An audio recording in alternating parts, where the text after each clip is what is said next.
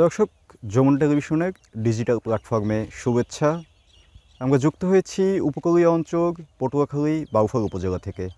নদী ঘেরা এই বাউফল উপজেলাতে আসলে চলছে ধান কাটার মৌসুম এবং তার উপরে গত 3 দিন ধরে বইছে হিমেল হাওয়া, সাথে প্রচণ্ড কুয়াশা। রোদের দেখা নেই। এই 72 ঘন্টায় রোদের দেখা মিলেছে সর্বোচ্চ 3 ঘন্টা। এই শীতে মানুষের একদিকে জবুথবু অবস্থা, তার মধ্যে আসলে মানুষ ঘর থেকেই বের হচ্ছে না। কিন্তু আসলে যারা কৃষক, তাদের আসলে ঘরে থাকার সুযোগ নেই। সেই ফজরের নামাজ পড়ে তারা বের হয়ে যায় ধান কাটার উদ্দেশ্যে। এবং এখন আসলে এই অঞ্চলের, এই উপকূলীয় অঞ্চলের কৃষকদের কাছে নবান্নের যে উৎসব, সেটি আসলে তাদের মাঝখানে বিরাজ করছে। এখন এই শীতে আসলে তারা পিঠা পুলি, তাদের আসলে আনন্দের জায়গাটাই ভিন্ন। আমরা একটু ভিন্ন ধর্মীভাবে আপনাদেরকে আজকে সকালটা দেখানোর জন্য আমরা চলে এসেছি আসলে একটি এই যে কৃষকদের কাছে। আমরা এসে এখানে দেখলাম তারা খুব সকাল থেকে আসলে ধান কাটার কাজে ব্যস্ত সময় পার করছে। এবং আসলে যেটা বলছিলাম যে শীতের তীব্রতা অনেক বেড়েছে, কিন্তু আসলে কোনো শীতই যেন মানাতে পারে না আমাদের এই বাংলাদেশের সবথেকে মহান পেশা কৃষকদের। তাদের কাজ সবসময় চলমান। 5টায় নামাজ পড়ছি, নামাজ পড়িয়ে যাইয়া একটু নাস্তা খাইছি, নাস্তা খাইয়া আপনার এই খেতে আইসি, আইয়া নাড়া কাটা ধরছি। শীত, অনেক শীত লাগে।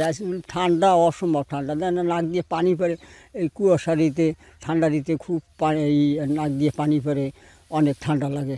আচ্ছা, ঠান্ডার মধ্যে বেরোবেন কেন? হ্যাঁ, বেরিয়েছি। এখন কী করুন, ক্ষেতের কাজকর্ম করা লাগে, না করিয়ে তো পারি না। এখন কী করুন, এগুলি তো করা লাগে।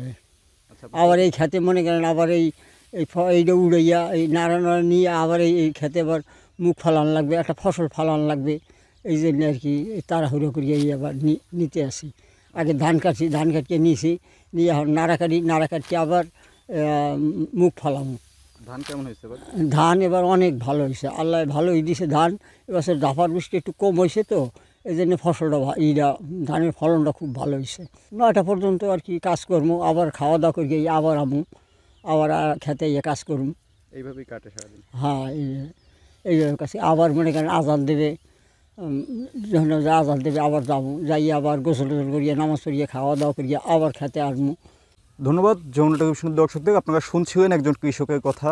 আমরা যুক্ত হয়েছিলাম এই যে নদীবেষ্টিত পটুয়াখালীর বাউফল উপজেলা থেকে। এখানে আসলে উপকূলীয় কৃষকদের সকাল, এই যে তীব্র শীতের মধ্যে তাদের এই শীতের সকালটা কেমন কাটে সেটা জানাতেই আসলে আমরা আজকে এই স্থানটি বেছে নেই এবং এখানে একজন কৃষকের সাথে কথা বলে তার ব্যাপারে আপনাদেরকে জানাই।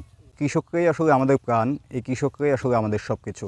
আমাদের খাদ্য শস্য থেকে শুরু করে আমাদের সব কিছুর যোগান কিন্তু এই কৃষকদের হাত ধরেই আসে।